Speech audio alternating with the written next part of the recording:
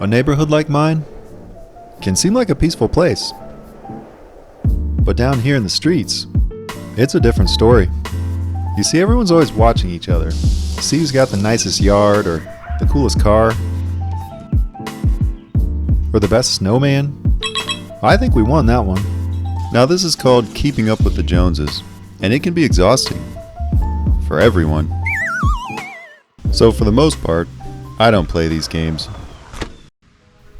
Well, maybe there is one. But at my house, we don't just keep up with the Joneses. We kick their butts.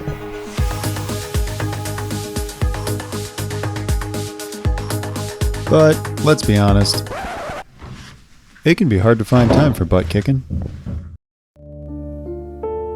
So I knew that to stay on top, I had to innovate. So I spent 6 months designing, building, and perfecting the world's first Sidewalk chalk robot. His name is AP, but more on that later. AP can draw pretty much anything. And he can also do this. So if the Joneses want to keep up with my Sidewalk chalk, well, maybe they should just move.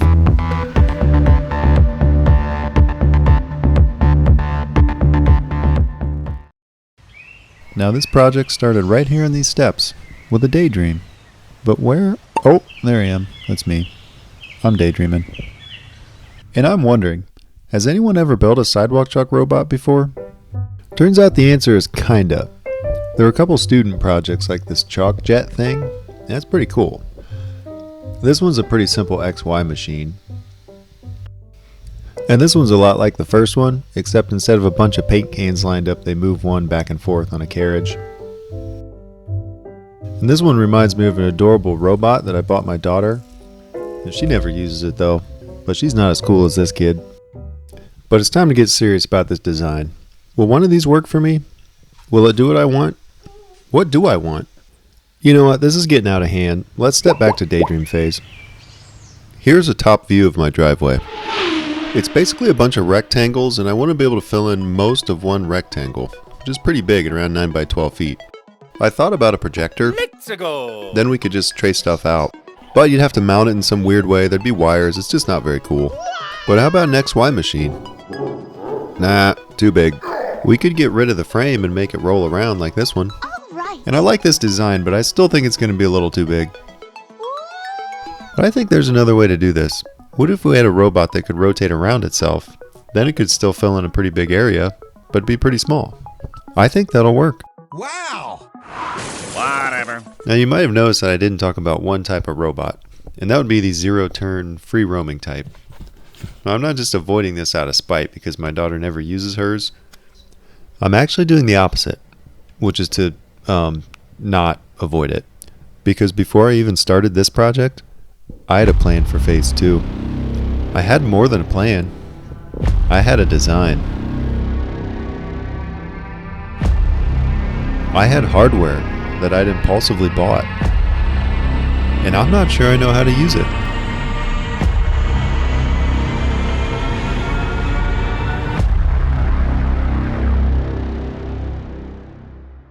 So we're looking at two main phases, one with a fixed frame and one that can move around independently like a rover. But if the ultimate goal is really just to move around like a rover, why not jump directly into phase 2? And the reason is because I see two main problems and I don't want to tackle them both at the same time. So phase 1 really is going to focus on just how to draw, like the workflow for taking any image, converting it into G-code and getting it down onto the driveway as Sidewalk chalk, or some Sidewalk chalk type substance, because there's a lot of different options there and we're going to have to test a lot of different things. Phase 2 is going to take what we learned from phase 1, probably expand it a little bit, but we're really going to be focused on how to move the rover around, because that's going to be a completely different way to move than what we've done in phase 1. And I have a plan for that, but we're not going to talk about that until phase 2. Okay, hold up. So we know we want a robot that can spin around and move back and forth on a carriage. That's just a couple stepper motors and drivers, not a big deal. That should do it. But how are we going to control it?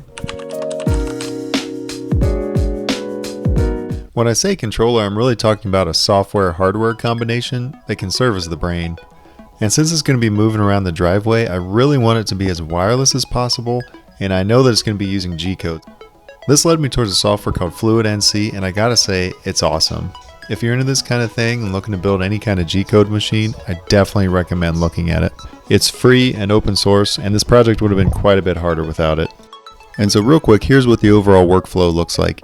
So you can take pretty much any image and convert it into an SVG, and there's some nuances there, but I'm not going to get into it. And then you put the SVG into jscut.org, which is a free browser-based G-code generator.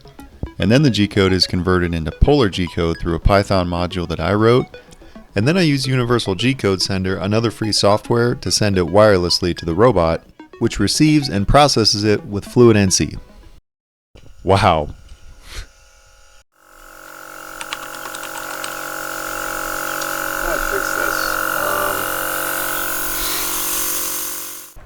I built this mini ARM version first, just for easier testing, and it worked well. The only real issue would be getting enough torque for the full-length arm. Now I thought this timing belt design would work, but it was pretty terrible. The belt just skipped. So a total redesign later, and I ended up with this 3D printed internal helical gear thing, which works really well. So there's really not that much to the rest of the frame design. You have this base that really only has two jobs, and that's to be heavy and to not move around. So it has 3 5-pound weights on the inside, and it has these little rubber mounting feet to help with traction. And then you have this threaded rod that comes up through the middle that the whole thing can pivot on. And it is all powered by this battery, which I stole from my daughter's Power Wheels, and so it should have plenty of power for what we need here.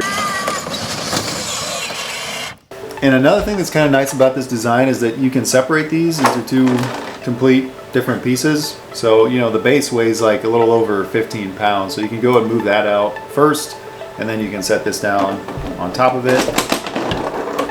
And the gear teeth just fall into place, and then you can rehome it after you get it where you want it. So because AP can rotate around his base, it allows him to draw pictures up to about twice his own actual size, which is pretty cool, except for that it creates a whole other set of issues. Like, most of the software that you find out there is kind of assuming that you're using Cartesian-based G-code, which defines a point in terms of like an X and a Y coordinate. But since AP spins around, he really doesn't care about X and Y coordinates. All he cares about are angles and radiuses. Now, it's really not that hard to convert between the two, and that's exactly why I wrote this Python script, just to convert Cartesian G-code into Polar. Cool. Sounds simple. So why do you need 243 lines of code? Yeah, okay, well, maybe I overlooked a few things.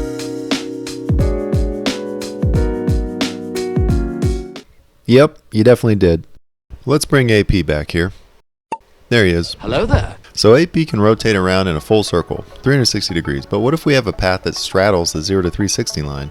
Well, AP draws one side, then goes all the way around, draws the other side, then all the way back. You get it. I call this line dancing. But the worst part is, every time he goes back and forth, yep, he draws a circle. See, here's one. And there's another one. Ruined a perfectly good Fluttershy. Come on, AP. Sorry. That's okay. We'll just calculate the best path. How about just a nice simple square? That should be pretty easy. That's not... What's with the circles, AP? I quite like them. And the problem here is that since a true square really only needs 4 points, AP just connects those 4 points with an arc in the middle, and you end up with a circle. So the solution here is to split the larger movements into a bunch of smaller movements. And that works pretty well, but keep in mind this is only a problem if you have like a long straight line, and that's not that common when you're drawing like cartoon characters or whatever.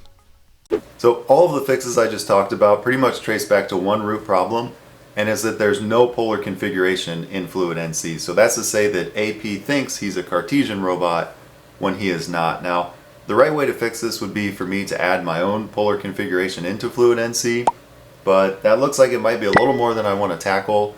The patches I have work pretty well, and Phase 2 won't have any of these issues anyway, so I don't really have a ton of incentive to fix it. Oh, if you're wondering how I make these patterns, it's called light painting, and I discovered it when I was playing with the settings on my new GoPro.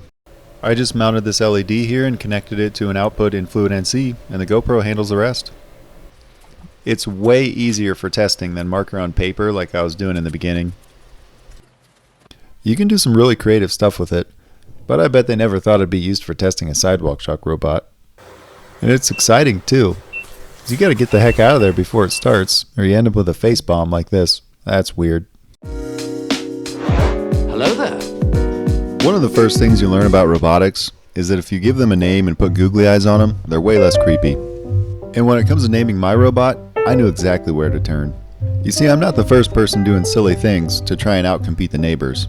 In fact, that might be this guy, who is under a lot of pressure from his wife Clarice to try to be as fancy as their neighbors, the Joneses. That's right, the phrase came from this comic book strip, which was started way back in 1913. And this guy's name is Aloysius P. McGinnis, or as I've come to know him, A.P. McG. But Aloysius was under a lot of stress and often forced into poor life choices. But I have something that AP didn't, robot skills, and I can think of no one more deserving to ride atop the robot and for once in his life dare the Joneses to keep up with him. So that's where the name came from.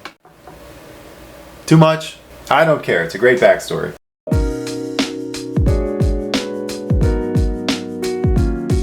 You know those problems that have like a billion different possible solutions, which is kind of why they're a problem in the first place?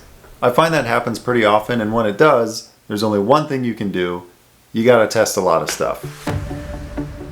But don't worry, this process should be fun, and what you're looking at is how you gain experience so that if you need these kind of skills again, you have the knowledge to navigate it just a little bit better. Yeah, it's plugged up. I'm not going to cover everything I did here, because all that really matters is that you just keep trying. Pretty cool, right? That might help. It smells gross. Yeah, I know.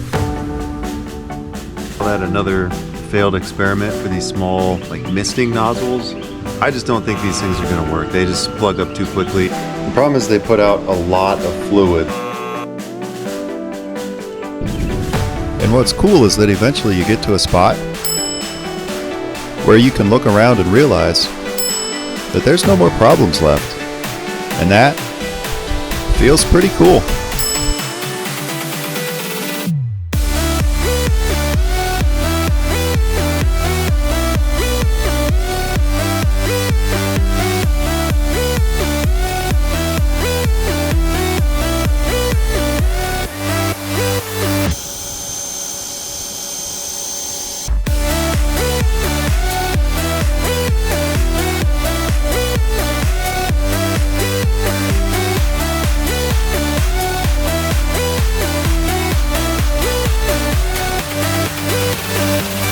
Keep up with that, Joneses.